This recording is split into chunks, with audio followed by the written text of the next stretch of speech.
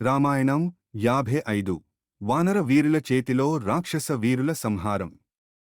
ఒక వైపు నుంచి వానర వీరులు రాక్షసులను సంహరిస్తూనే మరో వైపు నుంచి లంకానగరాన్ని చుట్టుముడుతూ ఉంటారు.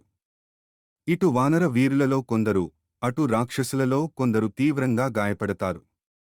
వానరసేన మున్ముందుకు వస్తుండటంతో రావణుడి వైపునుంచి ధూమ్రాక్షుడు, వజ్రదంష్ట్రుడు, అకంపనుడు ఒకరి తరువాత ఒకరుగా యుద్ధభూమిలోకి దిగుతారు. వారి పరాక్రమాన్ని చూసి ముందుగా వానరులు భయపడతారు. కాని రాముడిని తలచుకుని ధైర్యంగా ముందుకు దూకుతారు. అలా హనుమంతుడి చేతిలో ధూమ్రాక్షుడు, అకంపనుడు, అంగదుడి చేతిలో వజ్రదంష్ట్రుడు ప్రాణాలు పోగొట్టుకుంటారు.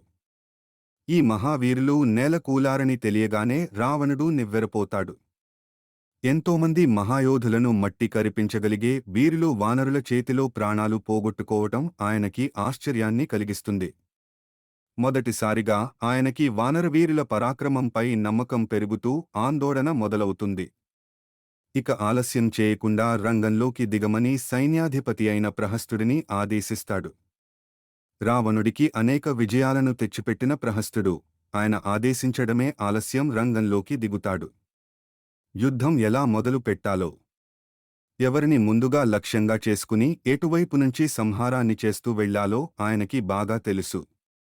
ఒకవైపునుంచి తాను యుద్ధం చేస్తూనే మరోవైపునుంచి తన సైన్యంలో ఉత్సాహాన్ని నింపుతూ ముందుకు పరిగెత్తించడంలో ఆయన ఆరితేరినవాడు. శత్రువులు తమ వ్యూహాన్ని మార్చుకునేలోగానే కడతేర్చడంలో సిద్ధహస్తుడు. అలాంటి ప్రహస్తుడు మెరుపు వేగంతో యుద్ధభూమిలోకి ప్రవేశిస్తాడు. ప్రహస్తుడు వస్తూనే తన యుద్ధ నైపుణ్యాన్ని చూపడం మొదలుపెడతాడు.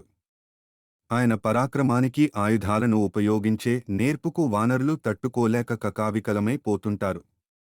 ప్రహస్తుడి యుద్ధ నైపుణ్యాన్ని గురించి రామలక్ష్మణులకు విభీషణుడు వివరిస్తాడు. దాంతో ప్రహస్తుడి విషయంలో వానర వీరులను రామలక్ష్మణులు అప్రమత్తం చేస్తారు. దాంతో వాళ్లంతా కూడా ప్రహస్తుడిపై దృష్టి పెడతారు. ఆయన వలన వానరవీరుల సంఖ్య తగ్గకుండా నియంత్రణ చేయడం మొదలుపెడతారు. తన ధైర్యసాహసాలతో వానరులతో గగ్గోలు పెట్టించిన ప్రహస్తుడు చివరికి నీలుడు చేతిలో ప్రాణాలు వదులుతాడు.